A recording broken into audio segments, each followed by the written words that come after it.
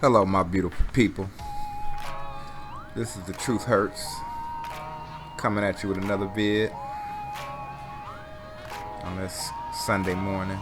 How y'all doing out there? I hope everybody's doing well, blessed, and doing their best. I'm going to talk about some of the different philosophies and disciplines designed by the enemy to give us a stumbling block. You have the Big Bang Theory, evolution, aliens, and today's subject, Gnosticism. These are all attempts to explain away the Most High. They're all mechanisms of the enemy. Most people believe Satan wants to be like the Most High, which is true.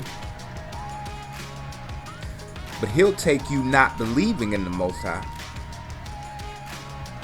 He'd like for you to worship him, but he doesn't care if you worship a fraud, as long as you don't look to the Most High.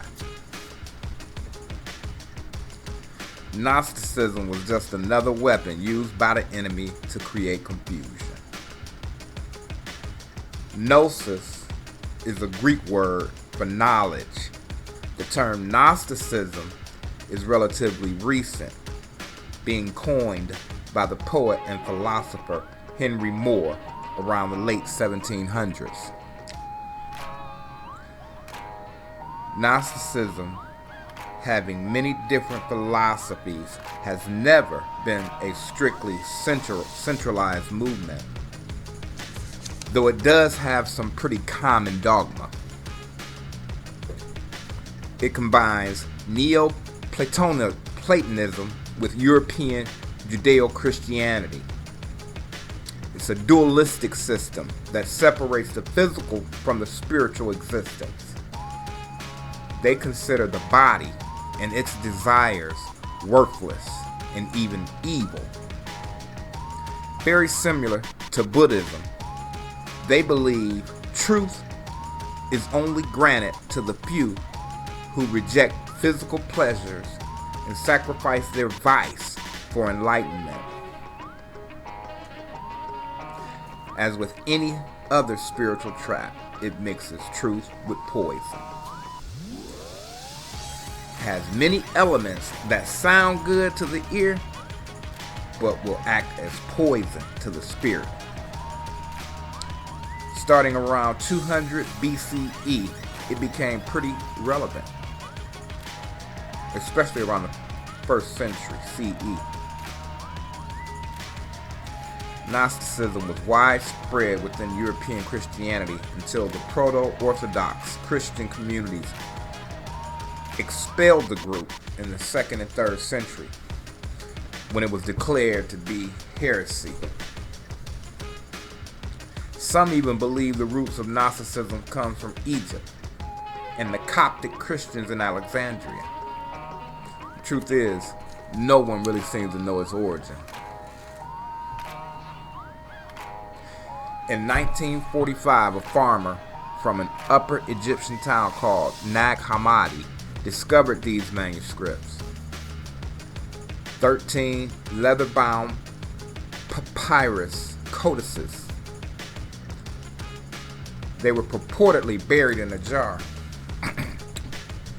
These writings comprised 52 mostly Gnostic treatises, but also contained 3 works belonging to the Corpus Hermeticum, or stolen Egyptian philosophy. That's all that Hermeticism is Egyptian philosophy. There was the Gospel of Truth, the Gospel of Philip, the Apocalypse of Adam, and there was a whole lot of them. But the most famous is the Gospel of Thomas, which is the only complete text in the codices. Gnosticism is basically a complete inversion of the Bible,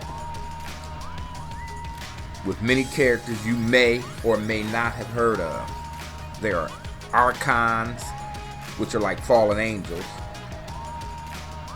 There's, of course, the relationship of Jesus and Mary Magdalene and their child.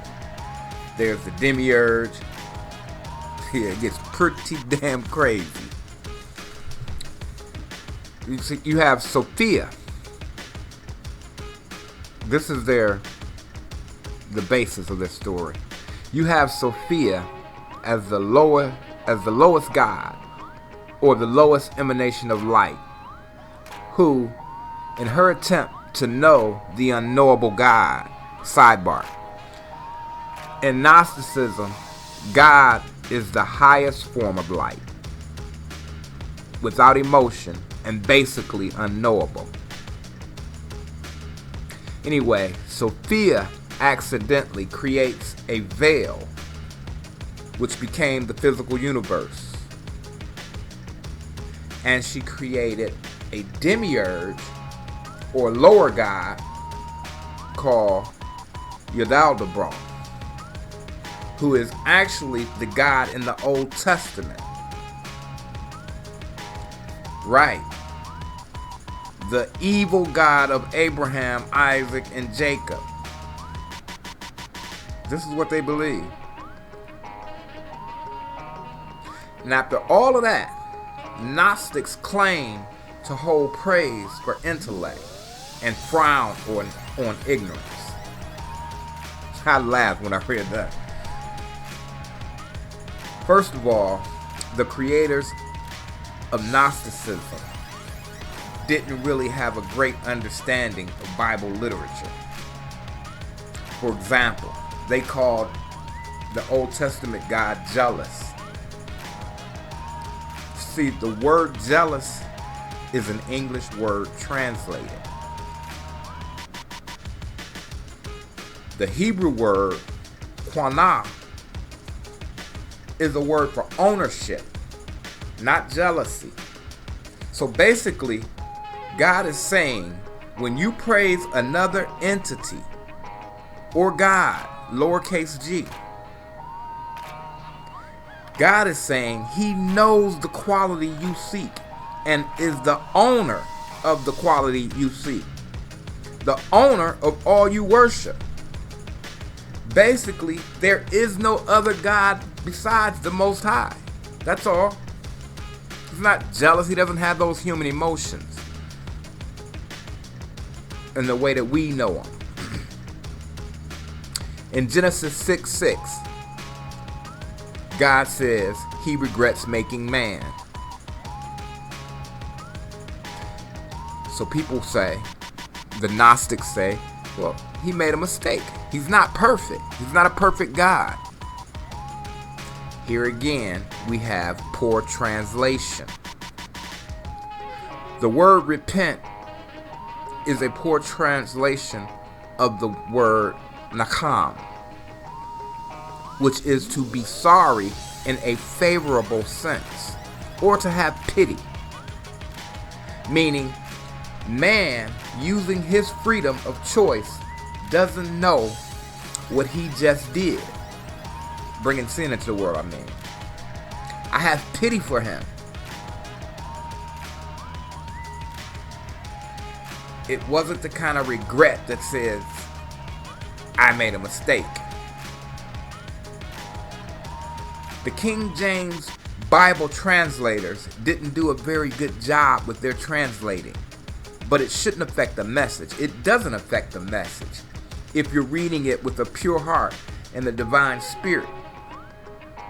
You don't get caught up on words like regret and jealousy in that sense, especially coming from the Most High. Or you can simply buy a Strong's Concordance and look at the translations for yourself. The point I'm making is the Gnostics, in their attempt to be the new thing, were overzealous in their interpretation of the Bible. Now, I'm not accusing the entire movement of being satanic, but it was definitely a satanic force behind the creation. That's simple as that. Satan loves to mix truth with poison. So when you're studying the Bible or any other literature, make sure you research it. Make sure it fits right with your spirit. With that, I want to say peace. You have a good day, beloved.